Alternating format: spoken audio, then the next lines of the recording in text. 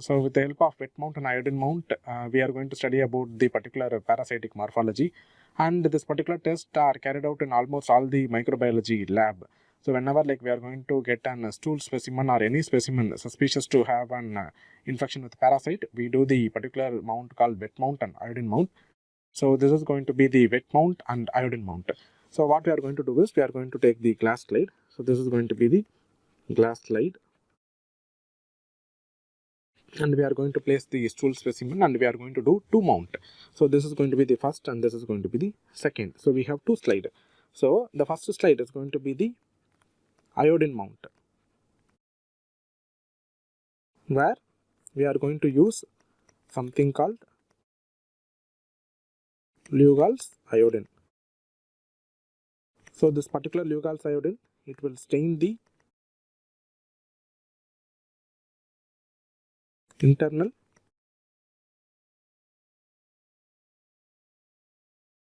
glycogen content, so that the particular parasite is going to look brown,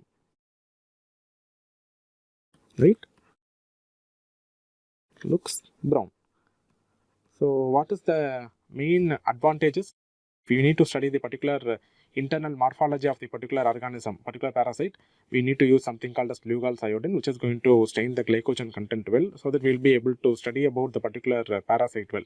In case if you are going to use the Lugol's iodine, the most common disadvantage is going to be the death of the parasite. So whenever we are going to use Lugol's iodine, the particular organism will die.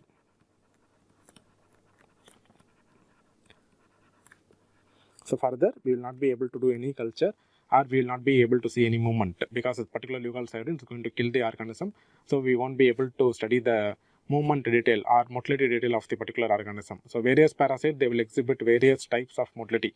Example, there is going to be something called falling leaf motility, which is characterized by the presence of falling like leaf, so which is seen in Giardia. So those kind of motility we won't be able to study, because whenever we are going to use Lugol's iodine, the particular organism is going to die. So we will be able to study the internal morphology properly, but not the motility. So the second thing is going to be the wet mount. So here we are going to use the normal saline. So the main advantage of the particular wet mount is going to be we can study the motility of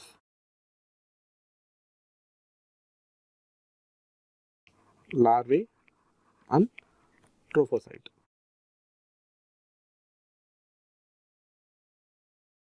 So that is the main advantage. We can study about the various motility and various movement which is seen in various larvae and various forms of trophocyte like Entamoeba histolytica. So this is the most commonest test which we employ in our clinical microbiology lab for studying the parasitic details of the particular stool. So this is the most common, and we do almost this particular procedure for all the stool specimens. For studying if there is any presence of any organisms or not. So mainly the parasitic etiology. So this is about the first test which we do in our clinical lab. So we will see one by one. So with this, I will show you various examples for each of the particular wet mount and iodine mount. So we will see one by one. So this is going to be an wet mount where you are able to see a live larvae in the particular stool sample. So this is going to be a wet mount, and here able to see the live moving larvae of the particular organism. So this is a classical example for the wet mount. In case if you are going to use the iodine mount, there will not be any motility because the particular organism is going to die.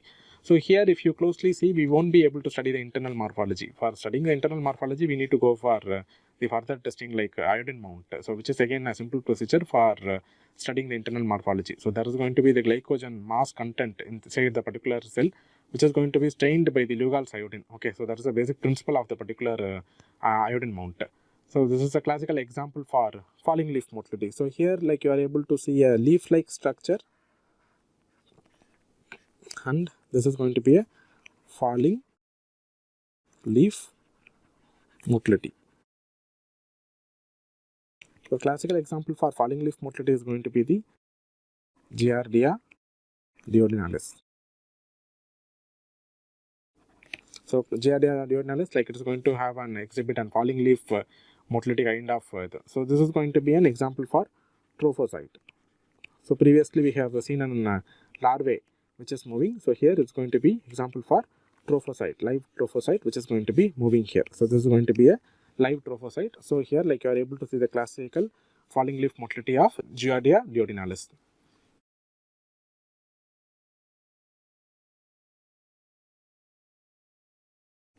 So this is a classical example where you are able to see the particular falling leaf motility of trophocytes of Giardia duodenalis. So this is a classical example for trophocyte. So previously we have seen about the larva, where the particular larva has been moving in the wet mount.